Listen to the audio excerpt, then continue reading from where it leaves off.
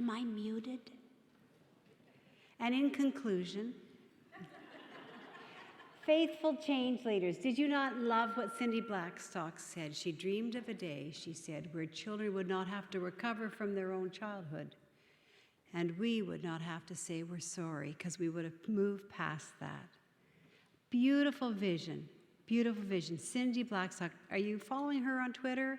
Following what she's doing? Yeah, I see some people nodding. She's done so much, and her Spirit Bear has helped so many thousands of children in Canada, of all different parts of Canada, figure out what we can do next.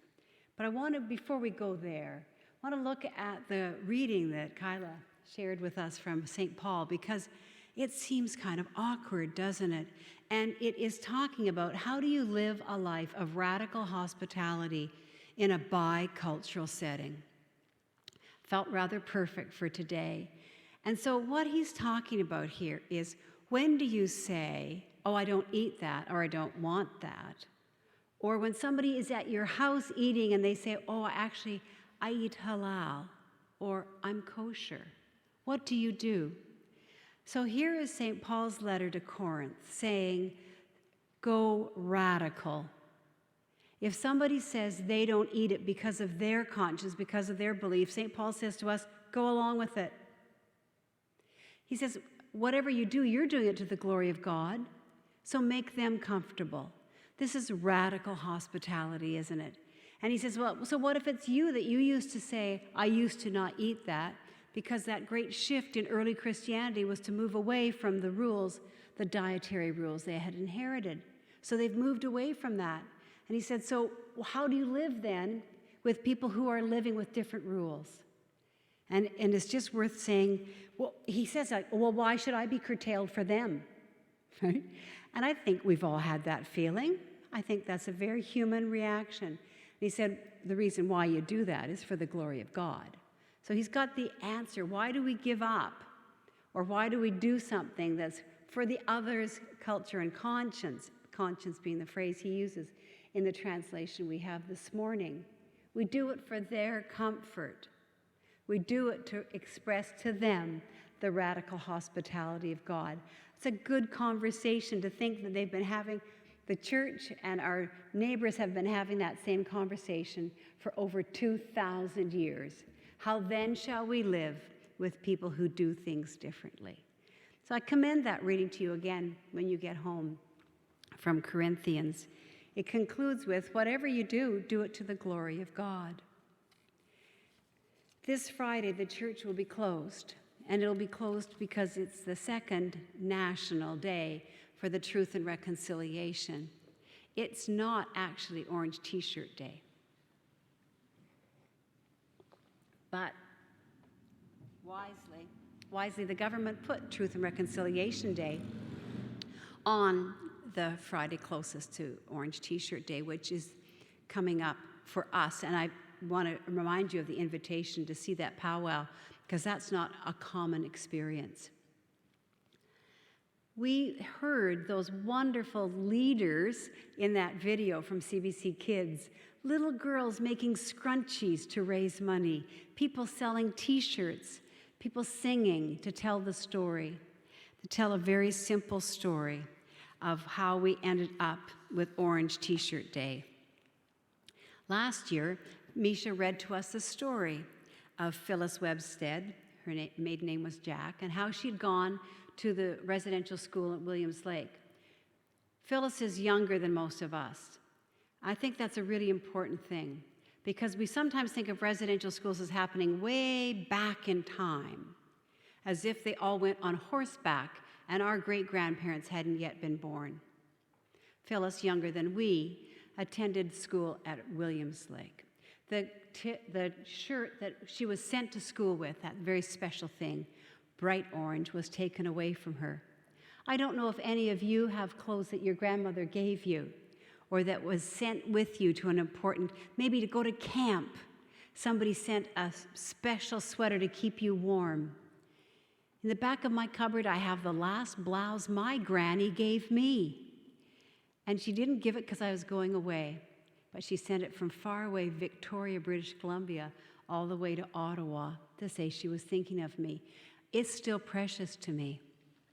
I want us to all acknowledge, whether it's clothing or a book or a piece of jewelry or a story that's given to us that we tuck away as little ones when we start something new. Those are important gifts. And so her gift of the orange t-shirt was taken away. So we wear them today to honor all that has been lost because of the residential schools. We also honor herself, that little one, Phyllis, and all the children who didn't come home. Last year, you remember in May, you probably remember where you were the first time you heard the story of the 215 graves at Kamloops. And since then, hundreds and hundreds of more have been revealed across this country. So we've chosen to celebrate in service today, in radical humility and hope, this Orange T-shirt Day, the second National Day coming up on Friday. You might say, well, whose great idea was this to have a day off? Someone actually asked me that last week. And I can tell you that really quickly. The Truth and Reconciliation Commission recommended this as one of their 94 recommendations. And so it's in the list. I would invite you to take time this Friday. If you can't do anything else, download, if you have an available way to download the calls to action from the Truth and Reconciliation. If you're in a group of 2 people, take turns reading them to each other. If you're 4, take turns. If you're by yourself, take the time to get familiar with them. That's how we become allies, informed allies, and I believe that's our goal as a congregation. Every Child Matters is a slogan that's particularly Canadian because it refers to all the ones that we don't know, we don't have names for. Another recommendation of the TRC, beyond the creation of this National Day, is the creation of a national monument. A couple of months ago, it was announced that the funding was in place for that monument, and a group has been gathered together of First Nation creative change makers to design what that monument will look like in a prominent place in the national capital. I know that that's a big project and it'll take a long time, but I would encourage you to encourage our politicians to continue that funding and working to make that come true. There are many monuments. You might have seen some. I saw pictures of the beautiful one in Hamilton, Ontario, of the 4 eagles in the 4 directions as protective eagles watching over the monument there. So that'll be an important thing for us to look for and encourage as another one of the acts of the TRC. We're encouraging then by our participation the resilience of the children who are now adults and the children, for it's an intergenerational deal, isn't it? Living with someone who went to the residential schools. So every one of us is invited to do something to participate and to build up our own sense of competence as allies. Not to be assuming we're welcome and that we know everything, because we're all learners, but to say, how can we as adults go back to school to learn more history? So we need to remember that it's not our fault that we weren't told this. I was never told where the closest First Nations Indian school, residential school, was to me when I was going to school in Ottawa, and I bet the same happened for you.